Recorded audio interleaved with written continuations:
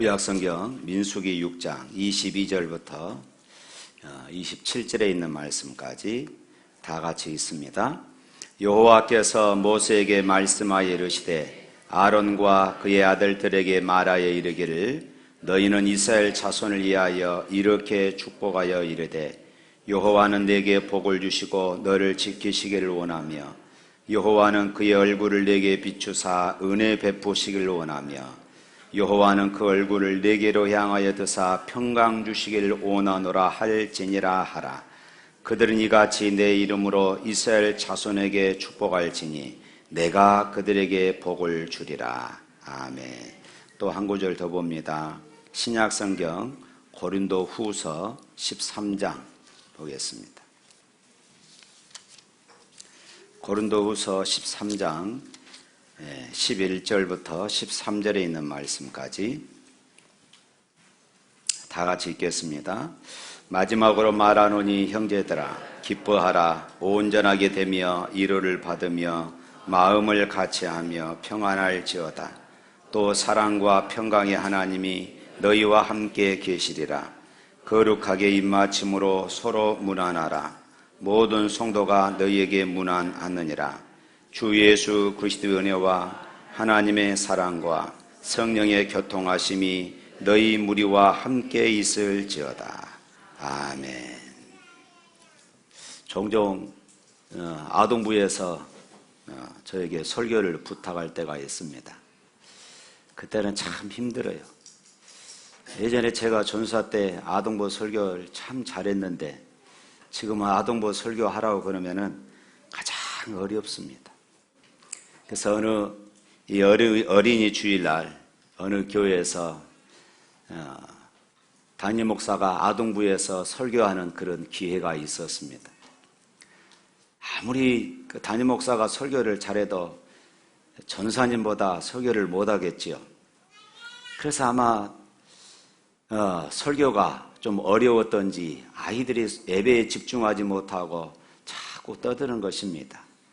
그래도 목사님이 최선을 다해서 설교를 마치고 이제 예배 맨 마지막 시간에 이제 축도를 합니다. 목사가 축도할 때 어떻게 합니까? 두 손을 들고 축도를 하지요. 그랬더니 한 어린이가 옆에 친구에게 이렇게 묻습니다. 야, 목사님 왜 두 손 들고 저렇게 있지? 그랬더니 옆에 있던 친구가 하는 말, 야, 설교를 못해서 지금 벌 쓰고 있는 거야. 이렇게 했다는 것입니다. 축도를 처음 봤던 이 아이들이 첫 번째 보였던 반응이 바로 이것이었습니다. 축도는 예배가 끝나고 세상으로 나가는 사람들에게 하나님께서 이 복을 주신다는 사실을 선언하는 것이기 때문에 이제 손을 들고 벌 서는 것이 아니라 축도하는 것입니다. 축복하는 것이지요. 축도는 하나님의 복을 선포하는 강복, 하나님이 복을 주시는 그런 시간인 것입니다. 구약에서 제사장들은 제사하는 백성들에게 이 축복을 선언했습니다. 그것이 이제 방금 읽었던 민수기 6장에 있는 이 말씀입니다. 여호와는 내게 복을 주시고 너를 지키시기를 원하며 여호와는 그 얼굴을 내게 비추사 은혜 베푸시기를 원하며 여호와는 그 얼굴을 내게로 향하여 드사 평강 주시기를 원하노라. 이렇게 하면은 27절 말씀에 보면은 그렇게 말하고 있어요. 27절 다 같이 한번 읽어볼까요? 6장 27절 시작. 그들은 이같이 내 이름으로 이스라엘 자손에게 축복할지니 내가 그들에게 복을 주리라. 아멘. 하나님께서 그들에게 복을 주시겠다 이렇게 말씀하고 있지요. 신약시대에도 이제 예배하고 나가는 성도들에게 목사는 복을 선언합니다. 그 내용이 바로 고린도후서 13장 13절 이제 방금 읽었던 말씀이죠. 주 예수 그리스도의 은혜와 하나님의 사랑과 성령의 교통하심이 너희 무리와 함께 있을지어다. 그래서 어느 교회에서는 구약을 주일날 난예배 시간에 구약을 설교하면은 이 민수기 6장에 있는 말씀으로 그리고 신약을 설교할 때는 이 고린도후서 13장에 있는 말씀으로 축도하는 이런 교회도 있습니다. 그런데 이 말씀은 정확히 말하면 축도가 아니라 강복입니다. 다시 말해서 복을 선언한다 하는 의미이죠. 하나님께서 예배하고 돌아가는 성도들에게 친히 내리시는 그런 복입니다. 그런데 하나님께서 주의 사자들에게 말씀을 전하라고 하셨고, 그 말씀, 이 설교의 연장선에서 하나님을 대신하여 복을 선언한 것입니다. 하나님께서 예배를 받으시고 이제 돌아가는 하나님의 백성들에게 친히 복을 내리시는 그런 말씀이죠. 그래서 강복이다 말합니다. 하나님께서 사람들에게 복을 내리신다 하는 이런 의미입니다. 그리고 목사는 하나님을 대신하여 복을 선언하는 것입니다. 성도들은 세상에 살아가다 보면은 죄에 오염되기도 합니다. 때로는 가슴 아픈 그런 상처를 견디기도 합니다. 때로는 근심, 걱정, 그런 무거운 짐들에 시달리기도 하지요. 사람들과 어울려 사는 것 자체가 때로는 스트레스가 되기도 합니다. 이런 성도들이 하나님께 나와 예배하고 하나님을 만나고 그리고 돌아가게 되어집니다. 이들에게 하나님께서는 아론으로 하여금 하나님이 복을 주신다, 하나님이 너를 지키신다, 하나님이 은혜를 베풀어 주신다, 하나님이 평강을 주신다, 이렇게 선언하도록 하셨던 것입니다. 신약교회에서는 삼위일체 하나님이 교회에만 계시는 것이 아니라 성도들이 세상에서 살아가는 그 모든 자리에 함께 하실 것을 약속해 주시는 것입니다. 그것이 삼위일체 하나님의 은혜와 사랑과 교통입니다. 그래서 예수 그리스도의 은혜와 하나님 아버지의 사랑과 성령의 교통하심이 이렇게 말하게 되어지는 것이지요. 먼저 주 예수 그리스도의 은혜입니다. 이스라엘 백성들이 애굽의 노예가 되어서 살아갈 때에 하나님은 모세로 하여금 이스라엘 백성들을 구출하도록 합니다.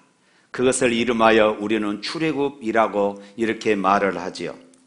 하나님께서 이스라엘을 구원하신 이유, 하나님께서 이스라엘을 애굽에서 출애굽하게 하신 그 목적이 무엇일까요? 바로 그것은 하나님을 섬기는 백성, 하나님을 예배하는 백성으로 그들을 만들어가기 위해서였던 것입니다.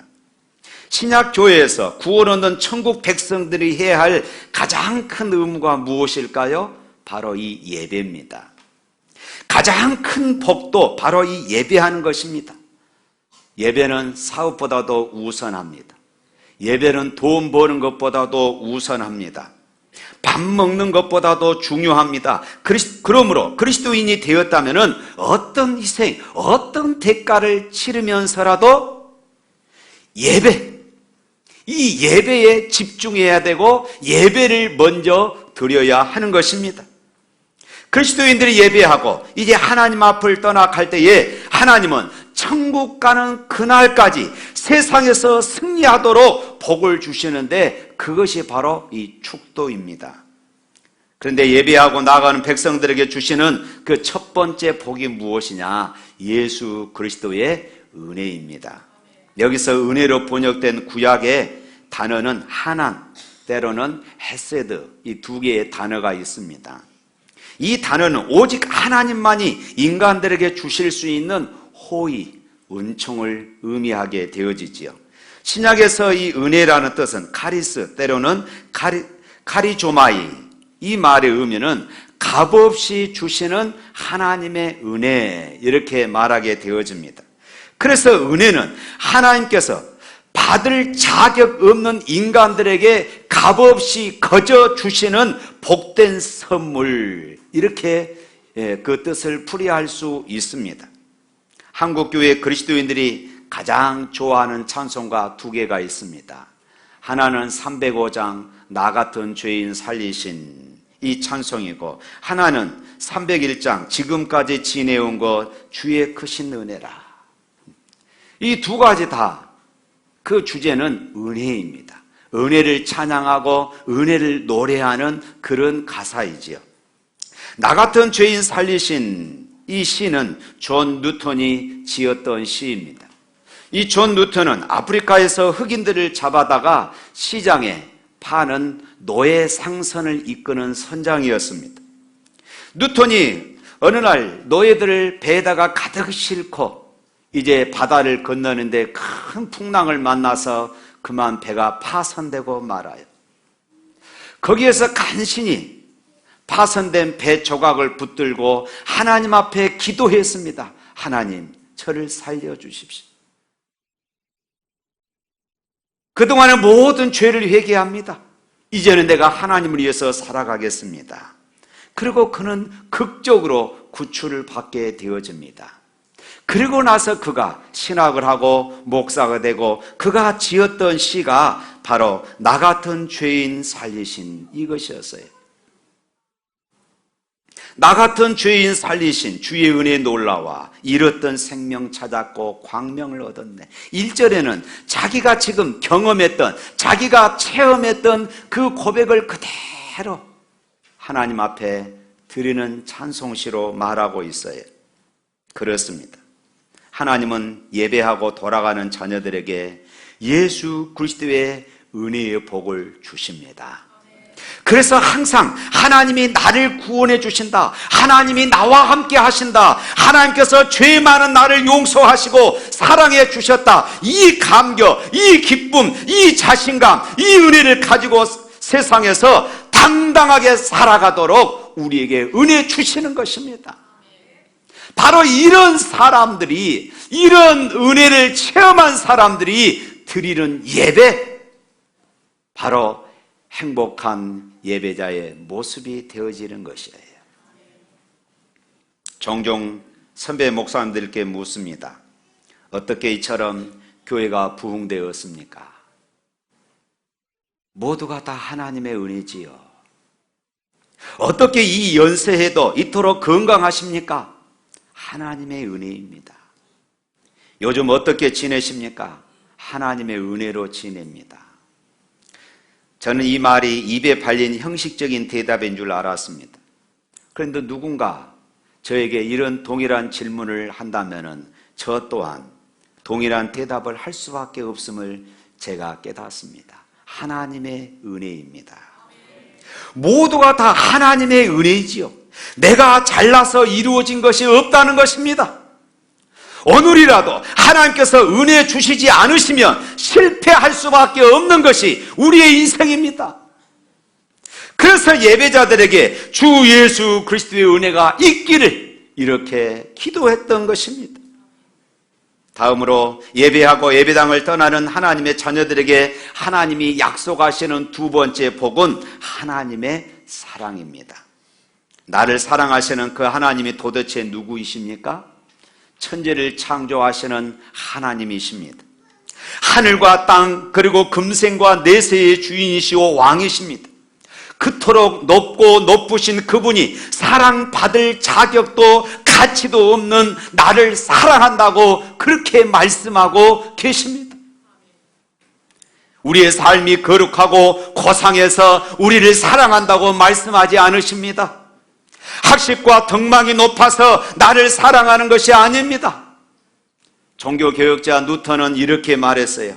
내가 만약 하나님이라면 이 세상 사람의 죄악이 너무 추하여 사람들 머리 위에 하늘의 불을 내려 멸하였을 것이다. 이것이 우리 인간입니다. 이것이 우리들의 모습이에요. 그런 우리들을 향하여서 하나님은 사랑한다, 이렇게 말씀하고 계셔요. 복음의 요약이라고 일컬어지는 요한복음 3장 16절 말씀 다 같이 한번 암송해 볼까요? 시작.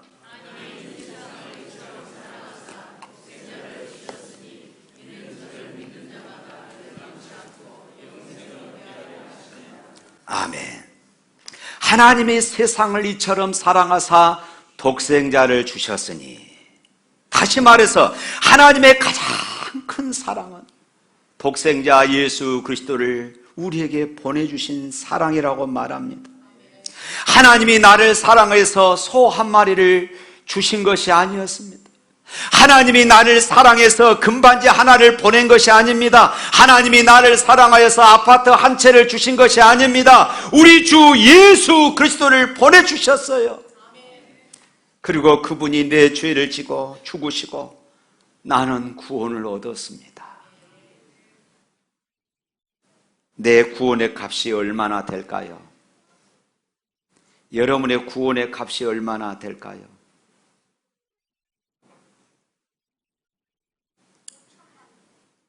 5천만 원? 역시 어린이다운 대답입니다. 여러분들은 대답도 못했잖아요. 5천만 원. 네.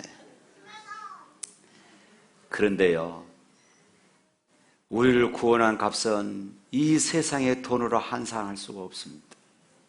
예수님을 지불하고 나를 사셨어요. 그래서 우리는 예수짜리 인생입니다. 5천만 원짜리가 아니라 예수짜리 인생이에요. 할렐루야. 옆 사람과 인사 나눕시다. 우리는 예수짜리 인생입니다. 할렐루야. 우리는 예수짜리 인생이에요. 아까 5천만 원 했더니 그 다음에 1,000억 했습니다. 1,000억짜리 인생이 아니에요. 예수짜리 인생입니다.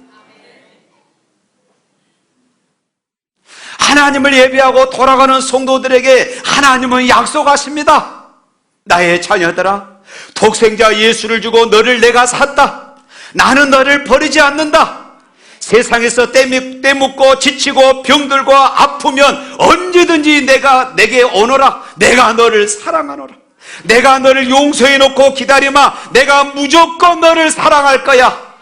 내게로 올 때에 너를 내가 깨끗하게 하고 내게로 올 때마다 너를 치료하고 너를 회복시킬 거야. 주님이 지금 우리에게 이렇게 말씀하고 있습니다. 이것이 바로 하나님의 사랑입니다. 우리가 예배하고 이 자리를 떠날 때에 바로 이 약속, 이 복을 받는 것임을 믿으시기를 바랍니다. 그래서 저와 여러분들은 행복한 예배자인 것이에요.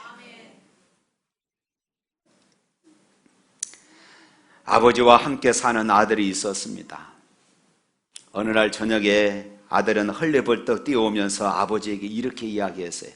아버지, 오늘은 정말 감사한 일이 너무 많았어요. 하나님께서 저를 지켜주지 않았더라면 저는 정말로 큰일 날 뻔했습니다. 아버지가 깜짝 놀랐습니다. 너 왜 그러니? 골목길에서요, 강도를 만나서 돈을 빼앗기고 제 목숨이 위험할 뻔했는데요, 그 순간 경찰차가 나타나서 저를 구원해 주었어요. 얼마나 감사합니까? 또요, 오다가요, 제가 운전을 잘못해서 핸들을 잘못 들었는데 그만 차가 굴러버렸어요. 차는 찌그러졌는데 저는 하나도 다치지 않았어요. 얼마나 감사합니까? 하나님이 저를 지켜주셨어요. 그러자 아버지가 이렇게 말합니다. 아들아, 나는 오늘 너보다 훨씬 더 감사한 일이 많단다. 그랬더니 아들이 깜짝 놀랐어요. 아니, 우리 집에 강도가 들었습니까? 나는 너처럼 강도를 만나지도 않았고 돈도 빼앗기지도 않았단다. 얼마나 감사하냐? 너처럼 먼 길을 다녀왔지만은 차가 구르지도 않았고 찌그러지도 않았어. 너무나도 감사하다. 하나님이 나를 이렇게 지켜주신 거야. 놀랍지 않느냐? 사랑하는 성도 여러분, 사고 만났다 구출돼야 하나님의 사랑입니까? 죽을 병에 걸렸다가 나아야 기적입니까? 언덕에 굴러 떨어지다 살아나야 하나님의 돌보심입니까? 아무런 사고 없이 지내온 것, 내가 지금까지 건강하게 살아온 것, 오늘까지 내 생명이 연장되어 살아온 것, 이 모두가 하나님의 사랑이 아니었습니까? 우리의 하루하루가 기적임을 믿으시기를 바랍니다. 지금까지 지내온 것 주의 크신 은혜라. 한이 없는 주의 사랑 어찌 이루 말하랴. 하나께나 주의 손이 항상 살펴주시고 모든 일을 주 안에서 형통하게 하시네. 할렐루야. 예배자들에게 주시는 약속 중에 마지막 복이 있습니다. 성령의 교통입니다. 이 교통이라는 이 단어는 우리에게 너무나 익숙한 단어인데 많은 사람들이 이 성령의 교통에 대해서는 잘 알지를 못합니다. 오늘날 교통이 얼마나 많이 발달했습니까? 세계 어디든 하루에 갈 수 있고 어지간한 곳은 왕복해서 하루에 비행기 타고 왔다 갔다 할 수 있는 곳이 바로 이 세계입니다. 그래서 지구촌 하는 것이고 인터넷을 통하여 세계 구석구석의 모든 뉴스들을 우리가 안방에서 다 접하게 되어집니다. 그런데 만일 이 편리한 교통이 일시에 중단된다면 어떻게 되어질까요? 지구촌은 일순간 지옥이 되고 말 것입니다. 모든 직장은 마비되고 식량과 연료 공급이 중단되어 도시에는 굶어 죽어가는 사람들로 가득 찰 것입니다. 생산지에서 농산물 또 공산품이 썩어 나갈 것입니다. 마찬가지입니다. 우리의 신앙생활에서 이 성령의 교통이 중단되면 이와 같은 현상이 일어납니다.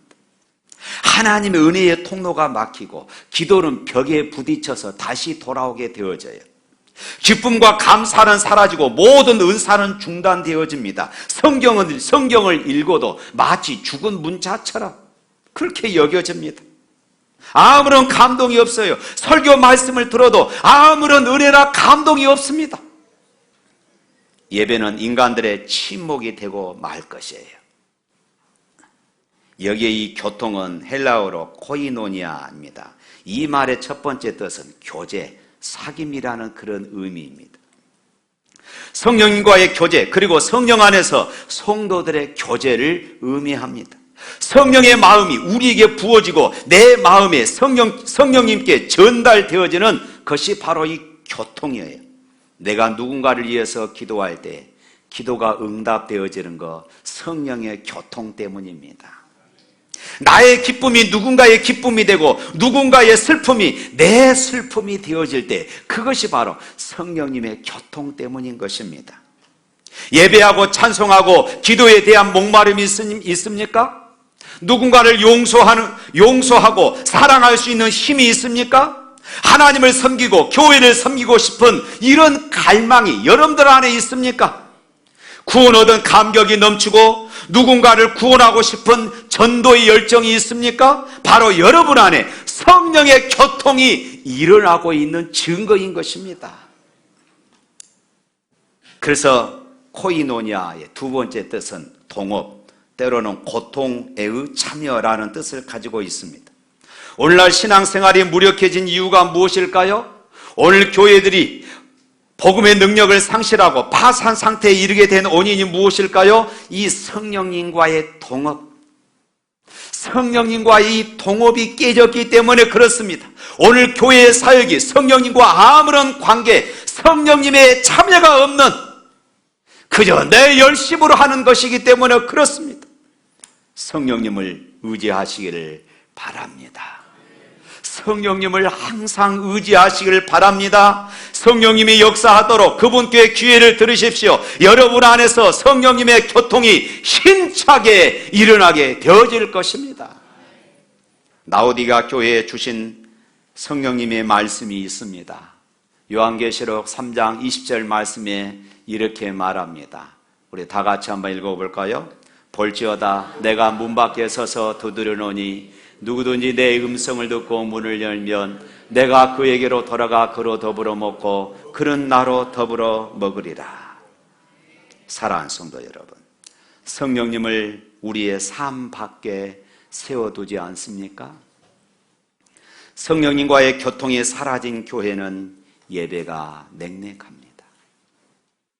성령님을 의식하지 않는 예배자는 아무런 감동을 누릴 수도 없는 것이에요. 기도가 식습니다. 찬송의 열정이 식어져요. 이런 사람, 이런 교회를 향한 하나님의 말씀을 들어보십시오. 요한계시록 3장 16절 말씀에 이렇게 말합니다. 네가 이같이 미지근하여 뜨겁지도 아니하고 차지도 아니하니 내 입에서 너를 토하여 버리리라. 성령의 교통이 끊어지면 버림받습니다. 무서운 말씀이에요. 사랑하는 성도 여러분, 예배하고 지금 세상으로 나가는 사람들에게 하나님은 우리 약속하고 계십니다. 성령이 너의 모든 삶에 동행할 것이다. 성령이 언제나 너와 함께 할 것이다. 성령이 언제나 내 곁에 있을 것이다. 너는 그분과 교통해라. 너는 그분과 동업해라. 그분이 너를 도울 것이다. 할렐루야. 특별히 민수기 6장에서 25절과 26절 말씀에 보면은 여호와는 그 얼굴을 내게로 비추사, 여호와는 그 얼굴을 내게로 향하여 드사, 이렇게 표현하고 있습니다. 하나님의 얼굴, 하나님의 얼굴을 말하고 있어요. 그런데 당시의 사람들은 하나님의 얼굴을 본다면은 곧 죽음을 의미했던 것이에요. 하나님의 얼굴을 본 사람은 곧 죽음을 의미해요.